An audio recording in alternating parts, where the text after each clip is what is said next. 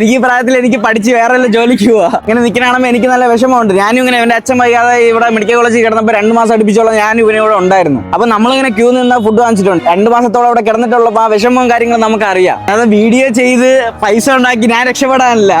എനിക്ക് പ്രായത്തിൽ എനിക്ക് പഠിച്ച് വേറെ ജോലിക്ക് പോവാ. എനിക്ക് ആരും പട്ടിണി കിടക്കരുത് എന്നുള്ള ഇതിലാണ് ഇറങ്ങിയിരിക്കുന്നത്. ഇവിടെ എത്ര പേർക്കാണ് ഫുഡ് കൊണ്ടുവന്ന് ചോദിച്ചപ്പോഴത്തേക്ക് 800 1000 അല്ലേ അത്രയൊക്കെ ഉണ്ടെന്ന് പറഞ്ഞു. അപ്പം ഇന്നിന് 50 കൊണ്ടുവന്നെങ്കിൽ നാളെ ഇനി 100 എണ്ണം കൊണ്ടുവരാൻ പറ്റണം. ഞാൻ വെറും വാക്ക് പറയണല്ല, ഞാൻ മെഡിക്കൽ കോളേജിൽ തന്നെയാണ് തുടങ്ങിയതും ആരെയും പട്ടിണി കിടത്താനായിരിക്കാം.